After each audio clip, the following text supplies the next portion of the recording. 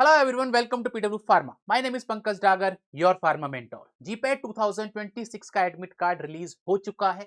जैसा एनबीएमएस ने प्रॉमिस किया था, 2 मार्च को आपका एडमिट कार्ड रिलीज हो चुका है। बट इसके अराउंड कुछ कंफ्यूजन है और कुछ ऐसे पॉइंट्स हैं जो कि एडमिट कार्ड पर मेंशन है और आपको उस पर ध्यान देना जरूरी है। तो डायरेक्टली मैं आपको लेकर चलता हूं वेबसाइट पर, जहां से आप अपना एडमिट कार्ड डाउनलोड कर सकते हो।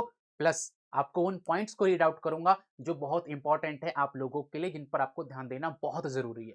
चलिए डायरेक्टली एनबीएमएस की वेबसाइट पर चलते हैं और वहां पर मैं आपको दिखाता हूं। सबसे पहले आपको क्या करना है, गूगल पर सर्च करना है एनबीएमएस। एनबीएमएस सर्च करने के बाद आपको वहां पर जाना है एग्जामिनेशन के अंदर। यहाँ पे आपको दिखेगा जीपैट का पॉइंट, और जीपैट के अंदर आप एंटर करोगे तो यहाँ पर आप जाओगे एप्लीकेशन लिंक पर फॉर 2026। देन आपको जाना है यहाँ पे लॉग इन करने के लिए। आपके जो क्रेडेंशियल्स रहेंगे उसमें आपके पास यूजर आईडी और पासवर्ड होगा, प्लस इस कैप्चा को आप एंटर करोगे तो यहां से आप एंटर कर जाओगे अपनी प्रोफाइल पर, जहां पे आपको एडमिट कार्ड का सेक्शन दिखेगा और वहां से आपको डाउनलोड करने का ऑप्शन मिलेगा। ठीक है, चलिए सिक्योरिटी पर्पज के चक्कर में मैं यहाँ पे आपको कुछ भी आईडी पासवर्ड डालकर नहीं दिखा रहा हूं, बट मैंने डायरेक्टली एडमिट कार्ड डाउनलोड करके रखा हुआ है।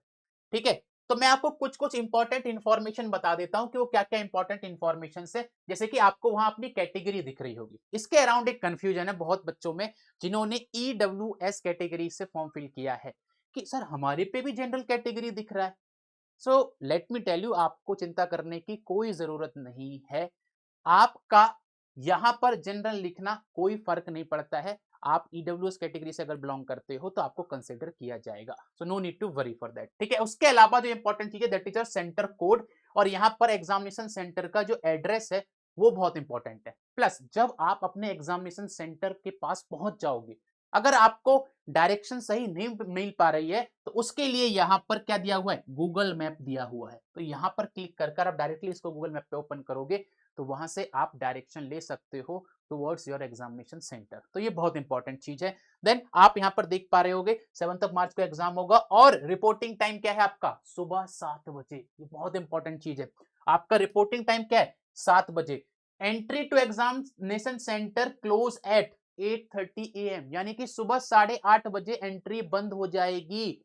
मेक श्योर कीजिएगा कि आप टाइम से वहां पहुंच जाएं और आराम से वहां पे पेशेंस के साथ खड़े रहें, क्योंकि समय लगता है, भीड़ होती है, लाइन लगती है। तो आपको टाइम से वहां पहुंच जाना है। आपका एग्जामिनेशन का टाइम क्या है, सुबह 9 बजे से 12 बजे तक, ये आपका एग्जामिनेशन टाइम है। उसके बाद कुछ इंपॉर्टेंट इंफॉर्मेशन है जो कि हमेशा दी जाती हैं एडमिट कार्ड पर, लेकिन बच्चे पढ़ते नहीं है, तो मैं आपके लिए रीड आउट कर देता हूं। सबसे पहली चीज कि एडमिट कार्ड लेकर जाना कंपलसरी है। विदाउट एडमिट कार्ड आप एंट्री नहीं कर सकते हो। एडमिट कार्ड कैसे लेके जाना है उसके लिए यहां लिखा हुआ है, admit card containing 2 pages must be printed in colour on a single A4 size white paper back to back. 2 pages हैं इसके अंदर। इन दोनों पेजेस को आपको क्या करना है, इन दोनों पेजेस को back to back colour print out निकालना है, उसको लेकर जाना है। साथ ही आपको क्या लेकर जाना है, एक वहां पर गवर्नमेंट इशूड आईडी लेकर जानी है, और वो भी आपके पास ओरिजिनल होना चाहिए, फोटो कॉपी नहीं चलेगी। क्या क्या आईडी चल सकती है, PAN card, voter ID card, passport, driving licence, Aadhaar card with photograph होना चाहिए। राइट, ये आपके पास कैसी रहनी चाहिए, हार्ड कॉपी रहनी चाहिए, और ये ओरिजिनल फॉर्म में होनी चाहिए। ये बहुत जरूरत की चीज है। आपको अपने टाइम पर पहुंचना है। ठीक है, reporting counter will be close 30 minutes prior to the test start time, यानी कि 8:30 बजे आपका बंद हो जाएगा रिपोर्टिंग काउंटर जो होगा। आप सीसीटीवी के सर्विलेंस में रहेंगे। कोई भी बायो ब्रेक आपको नहीं मिलेगा।